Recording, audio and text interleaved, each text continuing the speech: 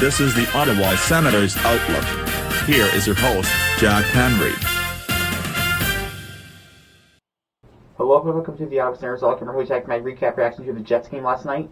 So let's get right to it. The Senators came away with a 3-2 victory. Their first win against a Western Conference team on the road in their 15th matchup on the road. So they have a record of 1-13-1, which is pretty, But let's get right to it. So the Sens came away with a 3-2 victory. In the first period, no goals were scored, so after 20 minutes, it is scoreless. In the second period, Ehlers scored his 22nd to make it 1-0 Winnipeg, and then Boris Katchouk and Ridley Gregg backed that up with 2 Ottawa goals after 40 minutes. The Sens lead 2-1. In the third period, Mark Scheifele scores on the power play to make it 2-2, and then Brady Tkachuk with under 2 minutes to go, his 33rd of the season on the power play. Sens win at 3-2. The goaltending matchup was Korpisalo versus Connor Hellebuyck.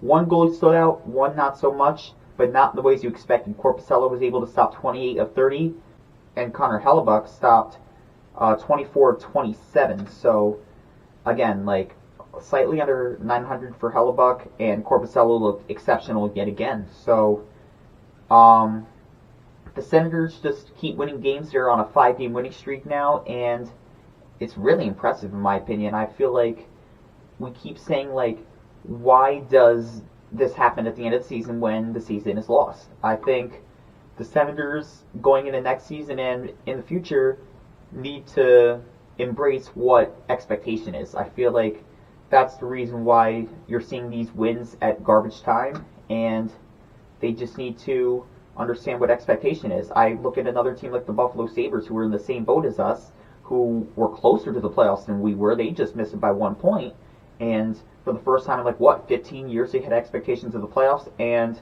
they're not much better than us. So Senators and the Sabres are kind of teams that are going to be pushing for the playoffs again next year, and the Senators, hopefully this is what they can be in terms of mindset and identity, because again, you're seeing a ton of physicality, especially with the fourth line of Parker Kelly, Mark Kaslik, and Boris Katchouk. I want to give them props because they've been looking absolutely phenomenal out there over the last few games, and they just deserve their flowers for it. I think they're an energy line, no enforcing it all, but they all can drop the gloves if they wanted to. I've seen them do it before, but they've been showing the ability to score, especially Katchouk and Parker Kelly, which, if you told me that last year, I would have called you crazy, especially for Parker Kelly because we knew him a little bit more.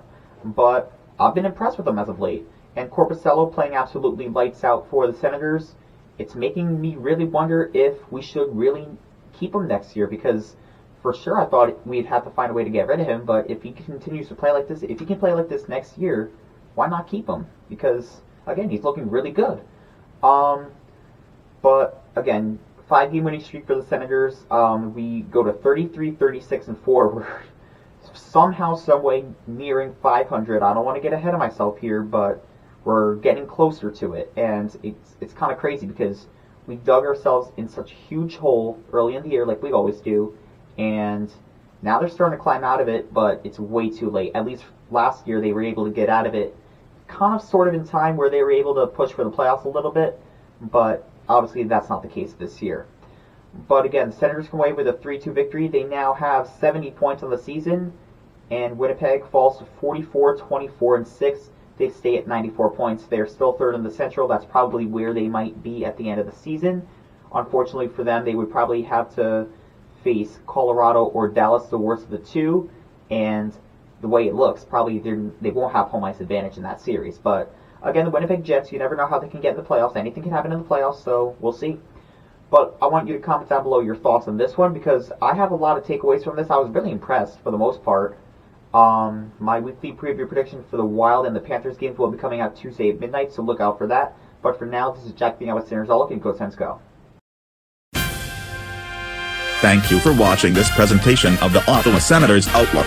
For more of this podcast, click on the videos on the left, and subscribe by clicking on the icon on the right.